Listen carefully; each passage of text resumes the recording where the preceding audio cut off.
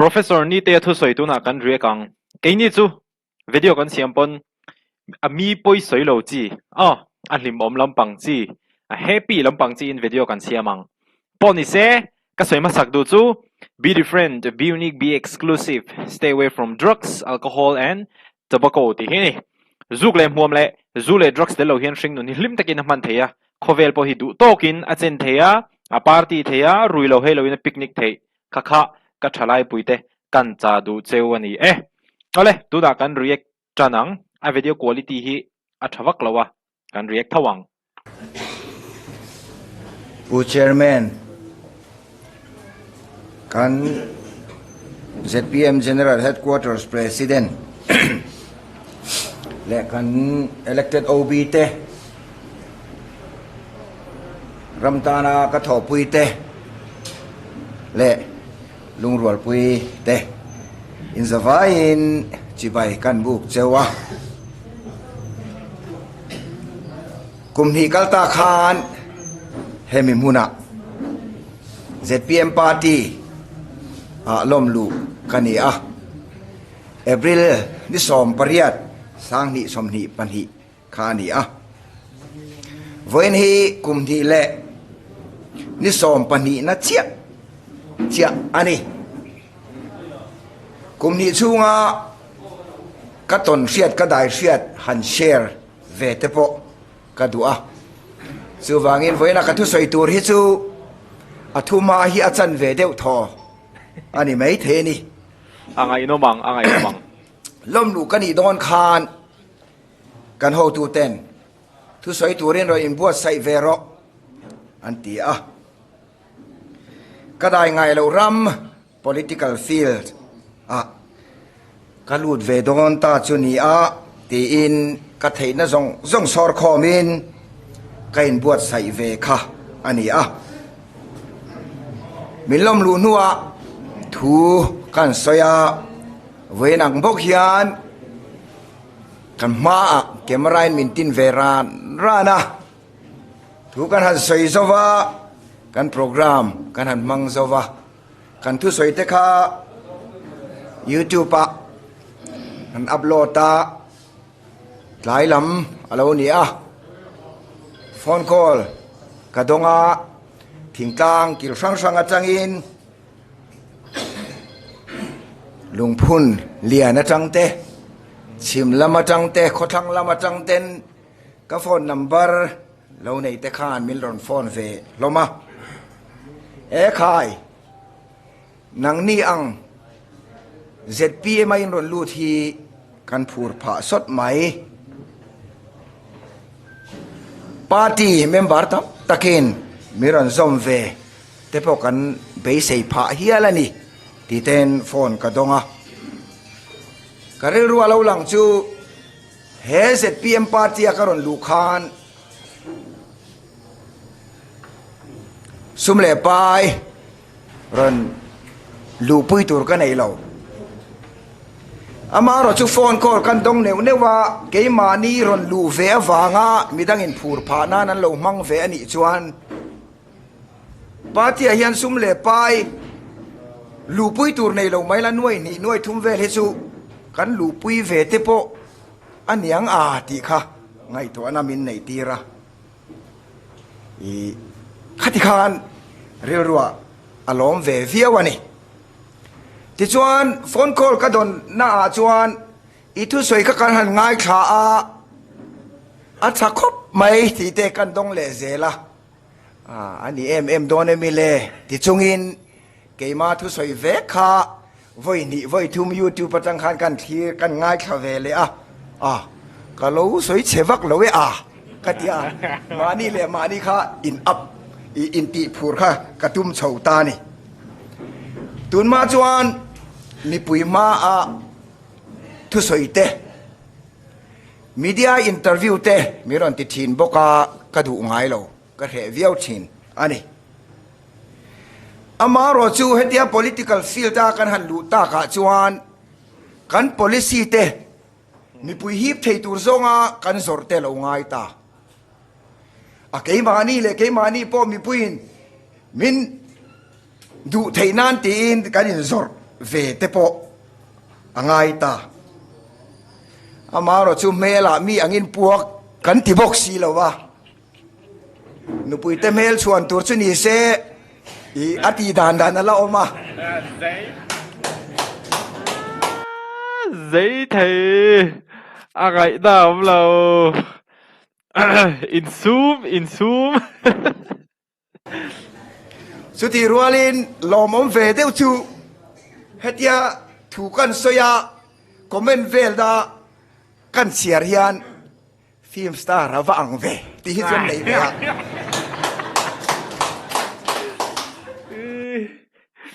ăn chứ cần sẽ theo đó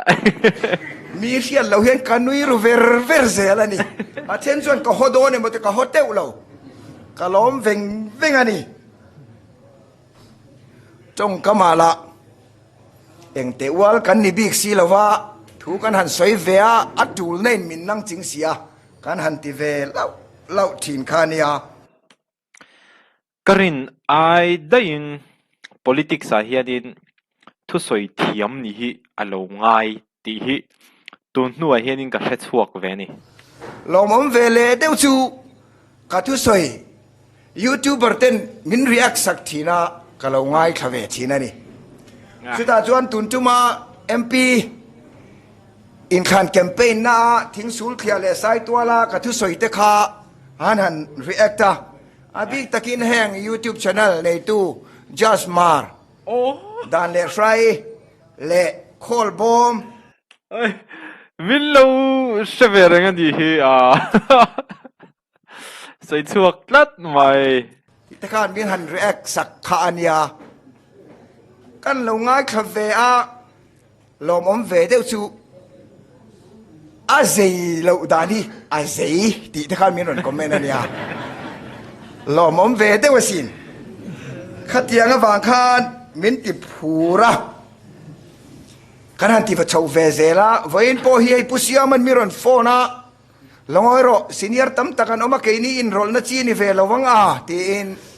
khatia a i soya hun tia ni heta thu ka soi ma sak per ka kum ni kal ta khania kum ni dana voi khat soi chu ui van nei na ro pui takani tho a tin kan nial du talowa voin hi kan thleng ta ania kan ze tel zeu du chu kan ram hroi tu te le politician hrim ruling an niemo opposition an niemo hi adu chuanin a soi sel le a be ngor ang zong pon akal thei lu tu kani amaro chu politician an ni wang khanin be vak tur tina hani chuang lawa mihring ve thowan ni ti kha hria tur ania hei mihring hi an ma khopa bol thei hi chu anom ve thowa maro chu mi pui tling vek ania politician te hi chu hetianga an na tho that emo an thil ti that kanwa mu saka kanwa fak sakhian tu te pon ni ro se opposition an niamo ruling an niamo so yang hianin an mani a po hianin hei phur na thar motivation te kha an lo nei pha ve thei zo kani chuti ang ni lawa a soi sel ngar anga han kal kha chuanin mihring ve thawan nia mihring ve thawan ni na lai kha kan thei ngil thrin emo ti hi a ol thrin khop maya I MNF an niamo ZPM an niamo congress an niamo chu wang chuanin mi te hi chu an that na lai hi chuanin in fakre lutuk lawang u ti kha kan ron ze tel le zeu ni chu eng po ni se fam kim lo mi hring kan ni a zei chang a omang zei lo chang po omang ti fu chang a omanga ti fu lo chang po omang thu soi that chang a omanga soi chiat chang a omang kan malak na po malak that chang a omanga malak that lo deu chang te po a om turani chu wang chuan izam lem lo in karon ding ve ta ni hi kha ka thu ma zong chu ni ti chuan voina kan ngai to na kan se na ta na point karon siam then khat te chu han soi tran don ta ila chu ti rualin arem chang ema kan Tunlai har sat na kema department chan bi ka han tar lan lok ka dua tui har sat na tun tum MP in khan campaign na ข้อทั้งลำกันเขาตุเต้นมินดิเทลคานกันสุกกะละดำปะเรงปุยาจานกันเรียกะซีงากันหันทว่าปะปะขัตรอนกะละอารอนใส่จูอารมอมเวดูอังเรงะตุยลัลเบอร์กัมหูดูอารอนเดียขายตุยลัลเบอร์หูดูชวนเฮตเฮียโอเมอาอันเดียอารอนช่วยตาmen thak vedra tuilal ber han ni chu nuam ve him hiwania amaro chu tuilal ber ni kha anuam reng chuang lo ti lai kha kan tunlai boruak chu aizol tui har sat na hin min chia pia meka tunaron soite tuilal ber ni na kha anuam reng chuang lo ati lai te kha a om zia chu ni na ina kentel chu mo phurna responsibility ania nina asan paule mo phurna asang tiela ti turatama ngai turatama khang nina ina akentel mo phurna hlen zo ram shroi tu kan nei kha apoi mo ta em mai ni chu professor ni te hi chuanin a atlin khopin ka ria keima chuan ka message don ten khat pe chu tui minister ni nu hian tui kan dong kha ta khop mai ti te ni thei top kan chua ama ro chu mi hing thei pia lam ani tui hi amak ngat mai mizoram aizol hi aboro ki in thak na salut tuka tuna ka lekha zirna mun dibrugara chuanin hei ru ala sur char tunkar ka tlon hianin ru sur turangin tian anron ti top maya anron shri lok top maya amaro chu mizoram enge an khualu mem kan te lum lutuk asal lutuk fen kan in chem tir char pon alum thoden ron ti amak mizoram boruak shimshimi alum chak lutuk hi amak khop mai kan har san na chan chu karma sa kar kalta khan zonet tv channel in kan in si te po an kom to a toy te han tar lan le lok kadu khi le ruwa ron thok khan electric line ati chia a khabia wang khan kan power supply a khai laka power supply hi a khai lak fele diesel engine kan ran ngal chin khania amaro su kan diesel engine ran ngal tur pani teka achia ta wangin assembly session a po khan kan tar lang to ni kha phaya kan thon thari sia darkar ni vel an khai lak po hian aizol tui supply hi ni thum ni li a khai lak pha vek zel mai ni ki chuan power ron oma thei top chuain full capacity in kan han pama amaro chu kanin phato mang lo kan mang angani tuilal berni po hi zan mut ta po hi tui em chuang lem lo ti lai kha min lo khiat sak ula ti chuan kan mang ang to sia khonge pusa pate chan UDNPN noya sip view hian phase 3 hi kan pe to khat to lom le official la hon ni lo ma se la commission lo ma ila ipam roi mai te mutin kan nge na ni ti chuan setlak atangin phase 3 ka kan han pama nizan masa khan lai pui tlang kan pam thleng ta ani chun po soilo zan po soilo cholni po soilo in nimin zi nga tang khan kan tui sem tu te an phesum sunga an sem tanani kan sia chovele tura kan ngai khumi ber kan pam thei chuan chu wangin mi pui po khan min lo do ram ula kar ni tui kan dong to lo kar thum kan dong to lo in GAE te hian that sia ti zong te pon anon soi thin ni e har sat na chu kan ria a thei top kan chhuani a chuna zanin mutmu to lo te po kan official zinga hian anom nuala ni ti kha min lo riat sak ula a thange ti chuan arem chang ema han tar lan le kan du chu fai na chung changa mi zo te hi fai na chung changa chuan ma kan son to viau mai central YMA nen PhD department nen in rem thu tlung nei in thu tlung siamin final ma kan la ram puma kan chang kang to viau amma ro chu hi ka soidu kan chang kan na hi ma kan son nei alang china chia hian ani alang lo china hian ma son kan valangai em kati Tunlai mi thanem ngai ten kan lui dung an thian save the riparian ten thei top chuin tlom ngai pol te thanem ngai te department te som khomin kan lui dung an thian Save the riparian hi react turin min ron request thina amai ro chu kala nga khom ri dewani an ha tho hi ka follow ve thawa ti chuanin sequential dewin nakina systematic dewin kala ron react ang kala man mowak lawa mi tam tak pon an react an promote boka an tilar boka ni kami kha kala ring ria nakina ki pon karon react veang save the riparian ti kha an thok tha ka tilut tuk lat nge an mu tv kan mu vek tiro alang lo china bol hlo tam sia kha plastic te polythene te attention bol hlo hlom lian de te khan pai ani alang lo china hian mason kan langai hle mei ti lai hi mi puin hretang tai la azpm party ang takpon mi mal tin ten chan kan la ngai ni in ka hia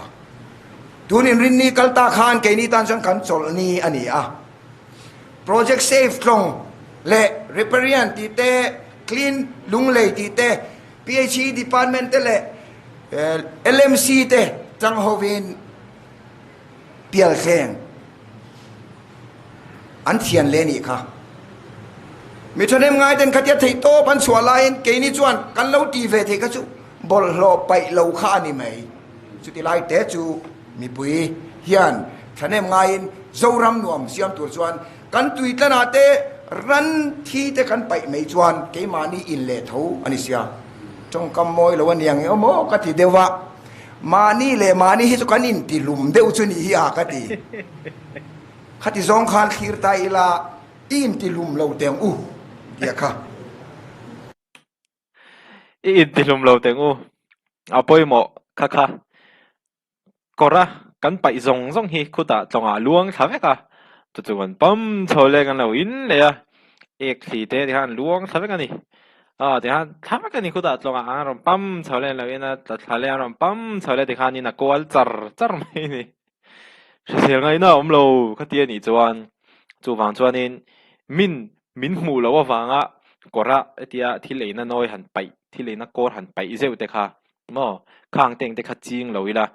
Indian hrim henin kan tlak cham khati chu le sabram te foreign mi changkang zok ram changkang zok kan tluk lo na kati na pakhat chu integrity kan nei lo lutuk hi ni integrity ka shilfia thiam dan chuan mi min hmulai chuan in that kan tum lan moi kan du amaro chu min hmulawa manin kan noma entirnan zan thima konga kan kala kan thil eina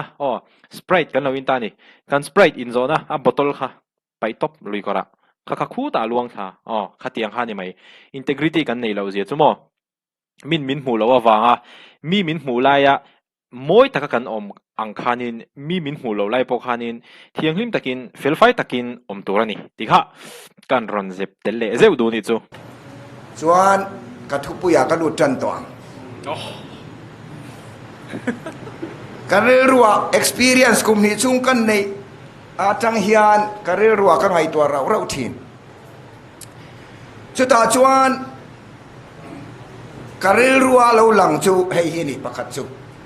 kan politics si ava lo mak em kati kan duwe mo du lawe mo kan politics yan ni tin nun hi angong telani kan ei zon na pong hong kan che dan pong hong kan su khlek pong hong vek amma ro chu partia kanin man na lai takahi ke amma kati arab thak kati na chan kan soyange namruna kan thu sei du dan zong te bavana kan thu sei du dan zong te party dang chuan ZPM po eng walin ni big lei ne mole anti thowang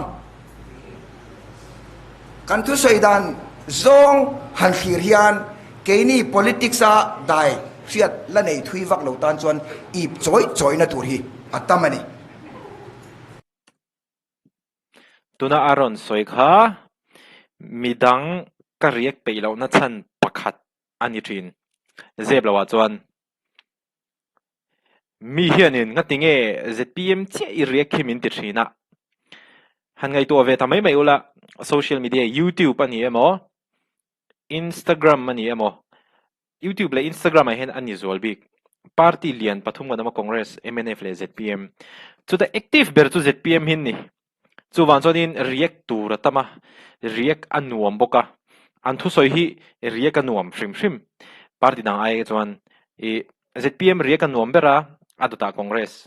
kha keima mimal thir ve dan ani a riek nuamang chi zong hei ke ni chuanin riek kha ni mai kan ti tur kha a riek nuam ber chu a party ang zong chuanin ZPM riek anuam bera aduta congress po hi riek anuam kati an I tuna e an hroi tu thar pulan nun moya te ho phei he mi thiam tak mi fing tak an ron ni to an thu soi du dan te po kha a thar riek anuam khang theng te khamo political game chu ni te meu mai thu in chu ta chang te chu mang tu na chuan rem lovin tu mo mala na kha thu dik po thu lovin thu dik khula kanin soi sel sak ta piap mai hi ke I amma kati ka ip choi kati kha nationalism la hi kan soi war ma Tunlai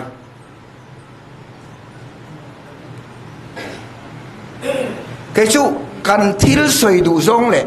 kan ti du dan atang hian a eng ber hinge nationalism chu ni tang le ti kabu ai ru tat to kan tong kam chia hian em ni nationalist tak viau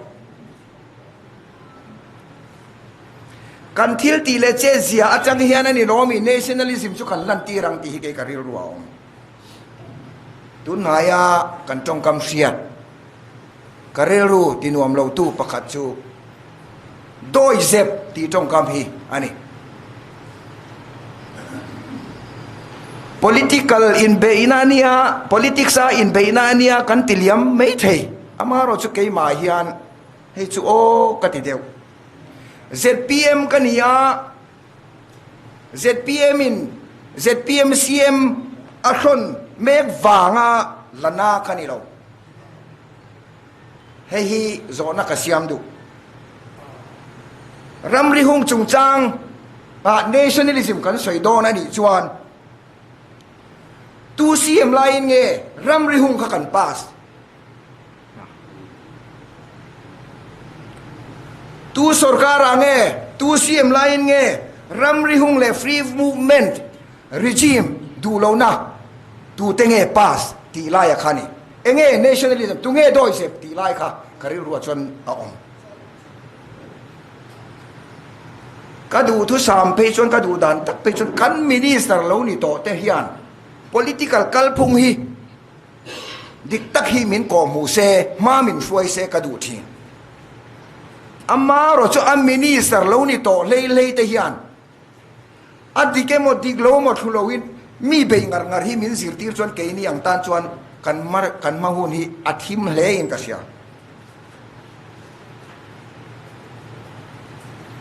mi pui hi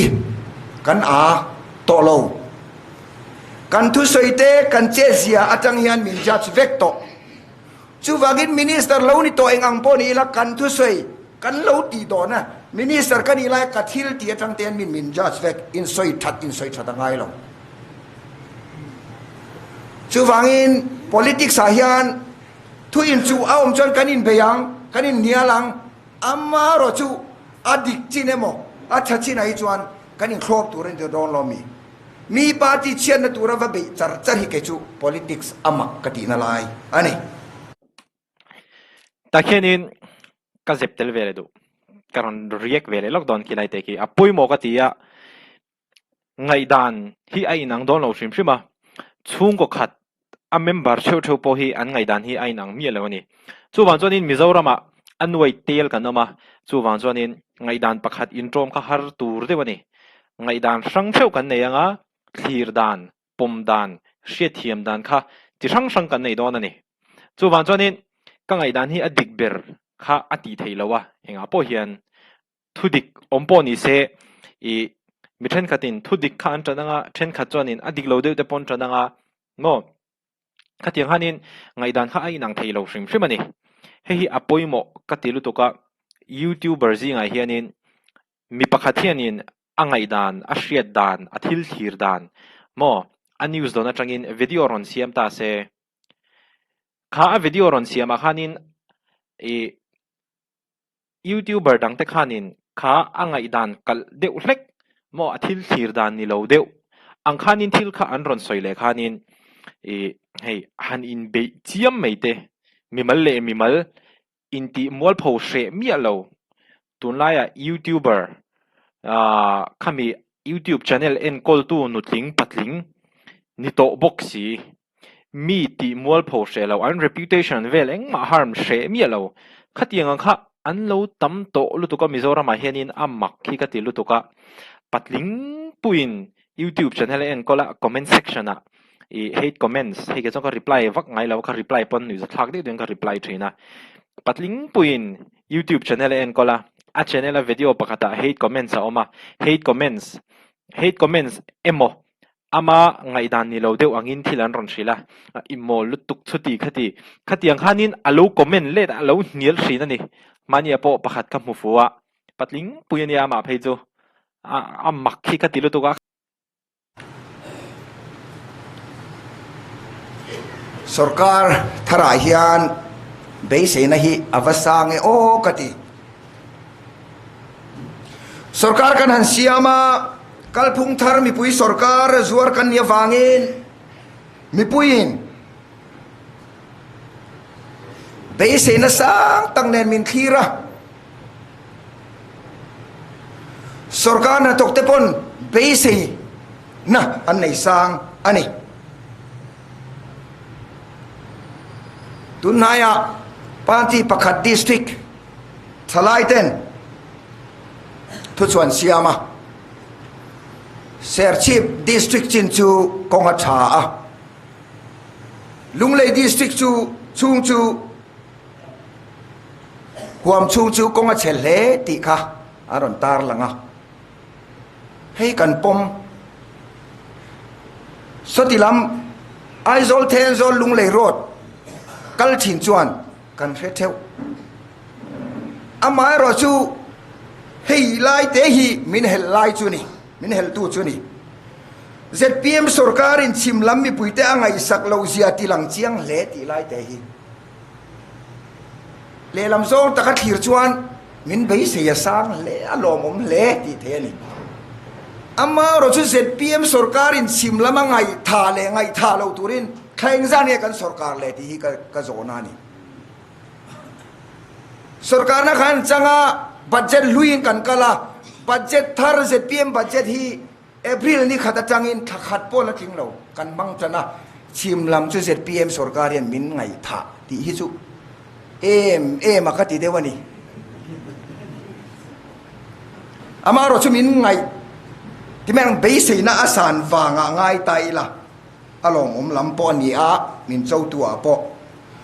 hun han kal deu se kumte han ve phot se kan ma lang te min lo khir sak phot mai te uti hi ke kari ro chona lo lang kum chan ve te kan te tam khat te kan han sarkar nga chuta chuan lung lei lam kong ala chiani chon chuta chon min ron dem ro kan chen ma kanin warm up chau mek lai min ngai sak lo in ti chi hi ni don mi politics ha po ni se ka ti deu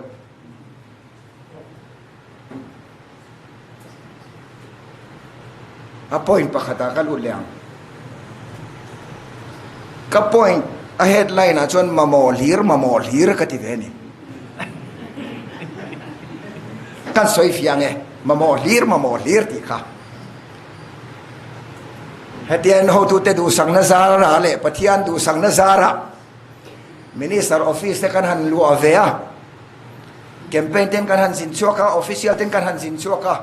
kan sin da le office kan le khadon reng rengi deal na lirani sumi chu khami kha mamo lirani khang le kha ka don khan ka thina rim chi aron deal tu te chunga khan ka thina rim lo ka thin rim na chan jok chu hei le chen kan lo kal pui to ling road te kan lai deu zia kum tin tui khur te po kan siam zia kum tin ma se engati kan mamo na he lakiam chuan lo le ti lai khani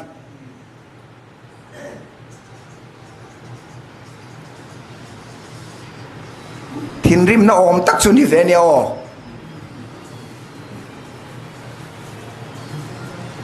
engi a chan ni ta hang le katia atlo lo lu lai ni lo mon thil siam te ka ti ta khokar kong in kalpona kong PMGSY te poi adana chuan kumnga chung kha a contractor in a maintain turani ti khani thi rural development department ka omlai chuan tu nu yan kha kha a bo ta nge ka khelo fur khadan liama a chengal mai fe kong te po kan siama fur khadan liama a chengal mai chung thok tu te chu tu te nge khotlanga ro tling tur akan ngai kan khotwal mi te kan VC member te nge nge yan thoka ro tling om mang lo lai hi ke ka thin ri mani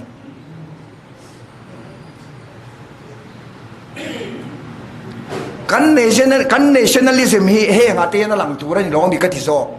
trong kama nationalist in ti ngai lo mi pui hian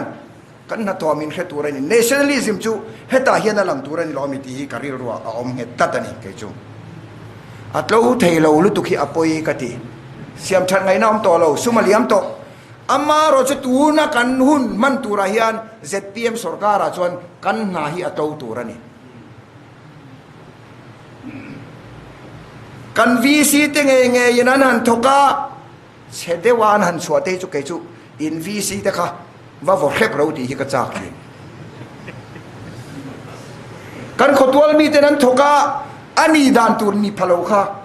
kan khotwal mi ten thane man ngai ve lo mi ti la ya khani chu wangin voin hi in chona ni ate po mang tai la thaw me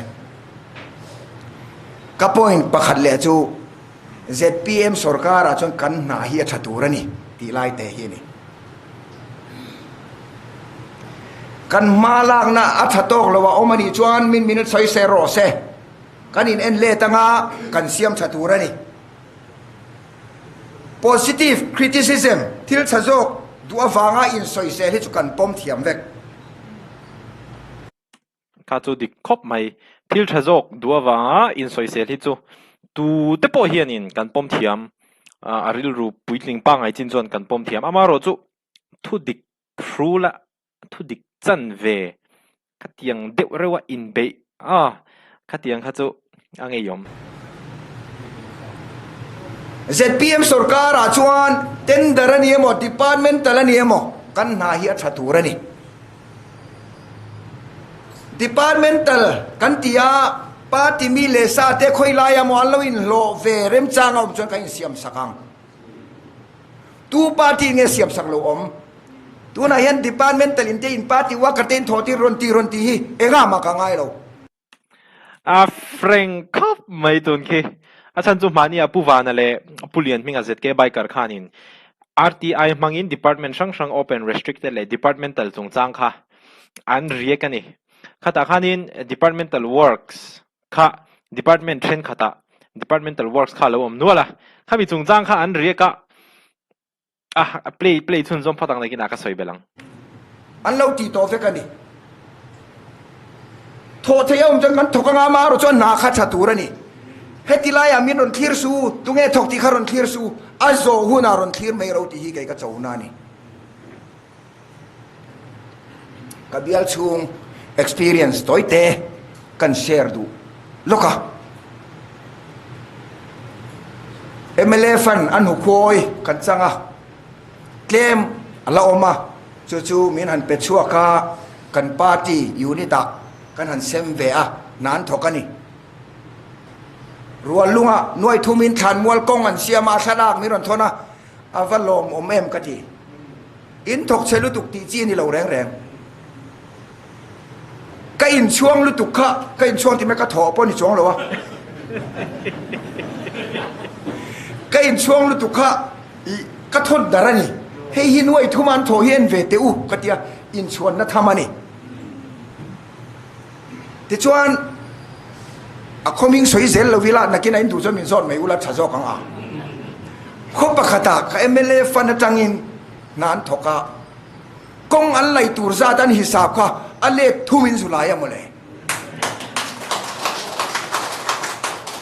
ale thuman lai to nu po a poisa te man la bang kalwa hi siam le te ngon ti in du chon na khuwa ka hloi thei chewania ngoro hei kadu athalak kadu chuan a video te po kadu engtin moni miron thon theula ka vati ve riek acha ko malo male achan chu departmental work hi chu site A le B om nge ya tuna professor Nitea na ron soi khi site A ni ya ani chuanin ni china aron soi khangor o ka soi chon chonin ka soi sol palang ti ka hlausia ni china po khanin chieng diu na ron soya ka kher vak lo ten zo han ron soi ni amaro chu heta mi then khat lo ham strict deu te chuanin departmental work chu department chunga mi ten an thok turani ti khan an lo ti le dei mai boxia khata tak khanin professor ni te chuanin a thok tu te ai chuanin an na tho kha a thang e thalo en ru kha ti le bokta khilai takhi chu site A le B kha om ve the ni kha chu a thir tu wazir saitong khanin ngai dana inang lo ate tu wazir vek ani to khimi khi chu ti chuan khopa khata a khwa ka soyang mo choi zo khopa khat in zo kher lo cho ka soi le lawang aming chu ta chuan ling ro dan la ya an lai tur za dan zo to a khotangin zun in kan mamoen te zun in pani an sak bela zun in pani an sak zo khan claim su man la banga zun in pakhat ala da yang an ti a khoin khede duem len chim khang khani a khwa hi min zot zel sia kan soi le lo me nge thing sul khia campaign lai po motor kan nem nan fe kong cheli tu kha ka mele fan atangin nuai som pakhat in an thoka an mani soidana chuan athara karon thona athakhom mai an mani soidana chuan khami fe konga huan nei zong zong khami fe na kong ina ajuk po zaw nei zong zong khan atam tak khan in siam tharu tu adai thui lo wange min tien ti khang khani he ta changa hau kan nei lo wa kan contract te kan na te kan khal chon lo chon thil chadeu hi din the ni ti kan sia ta koi mo kan soi tui don lu tu ka lom le ma ni dia lam na han soi chuan pakhat kan soi le nge ka heta chon ka ziak tel to lo na in kan soi le nge scheme pakhan nuaya tui zem siam na oma kha tui zem estimate da khan achung khu atel mi alo ama ro chu kan party group phloi tu ten an han siama achung po dai don hi dia achung an siam tel akwa ka sei to lo meang ai im sia du mel thau thiu sul khia ni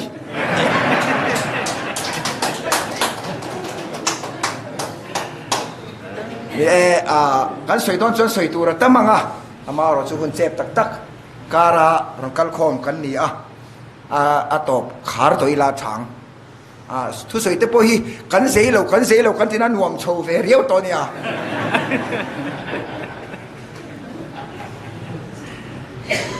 ZPM hi mi soi selman kan ni lo ti hi atop kharnan kan tiange kya z zo ava one liner cha em vedra mi soi sen man kan ni lo นี่เจนักสวยอังคาร positive criticism ชูเองไล่พอยกันปม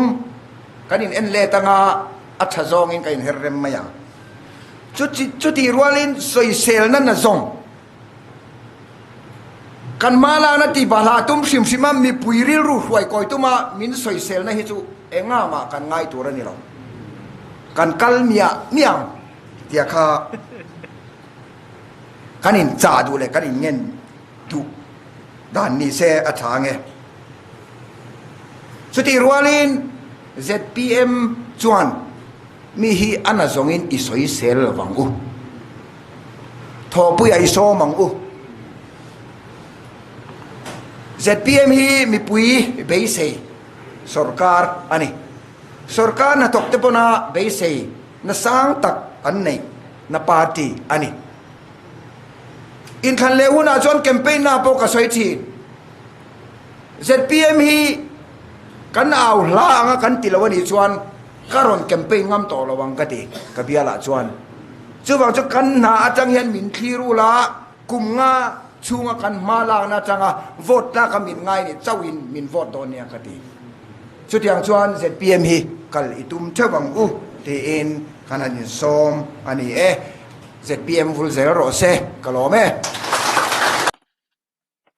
อาชะก็ไม่ต่อปะ ZPM ที่มีสวยเสียมันกันนี่แล้วว่าตีแต่ข้างติงมีนอันรันสวยเสียนะที่อันมานี่ใส่ลำปัง